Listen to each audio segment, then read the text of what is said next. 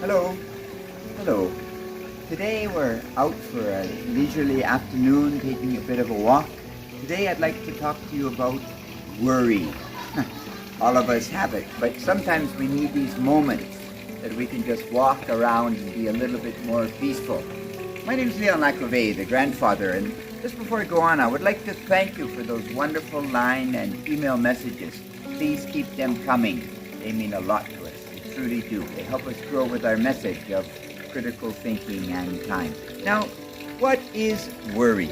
Worry. I think it's the national or international pastime of every human being because all of us do it. I do it, and certainly you do it. Now, if you think to yourself, our grandmother told us that worry is a lot like a rocking chair, isn't it?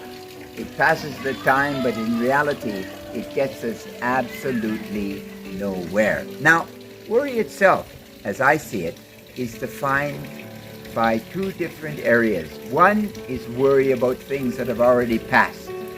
Dead worry, I would like to call it, because you can't change the past. Things that you wish had been different. Results that you'd hoped had been a totally different way, but they've not been, have they? Not at all. Bad luck. And then, of course, we have worry about the future. The future. What will happen in the future? Now, in reality, I can worry about that, and I can plan, and I can do my studies, and these sorts of things. But in reality, the future will come anyhow. Some of my greatest plans, my truly greatest plans have failed. Little story. When I was young, I had very, very long hair and earring, and I played in a rock and roll band. And our dream was to play in a band and become rich and, of course, famous, right? So when I was in grade 11, my friend Hugh Mayford, he was the lead singer, excellent musician. I was not that good. He was. He said, Leon, we're going to quit school and we're going to go on the road. Wow, fantastic. So I went home and I told my mother, Mom, I'm quitting school. And she said, what? I said, I'm quitting school, rather proudly, right? Then I stopped.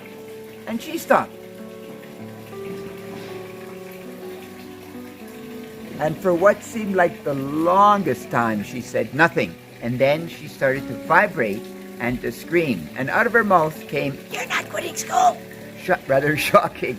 So I was kind of stunned because my mother was always so peaceful, always so loving. So I didn't quit school. But my friend, Hugh Mayford, did. And I always worried that I'd missed an opportunity of a lifetime. Absolutely missed it.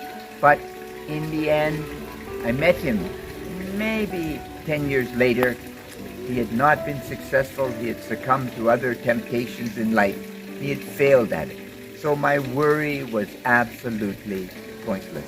So the next time you worry, you might want to think to yourself, we have two types of worry. One, something I'm going to worry about is the past, and the other, of course, I'm going to worry about the future, what could happen. And always things can happen without any question at all. But that's life, right? That's life. Now, I'm going to read you a little bit from our book, right? And then you can have a bit of a listen. Now, something from our book, Grandfather is Going to Die. Chapter 5, How Do We Savor Life's Bouquet? And of course, overcome our worries. I find that one of the greatest conundrums that an educator faces is how to reconcile the boisterous and joyous faces that you see on your students in a high school classroom with the desultory and seemingly embittered 20-something-year-olds that sit on their scooters at a stoplight or stand listlessly scrolling on their cell phones virtually everywhere else. And the reason, in a nutshell, unrequited angst and, of course, worry.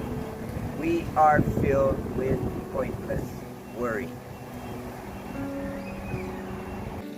So I just wanted to say once again, think to yourself, you do not have to be a wage slave.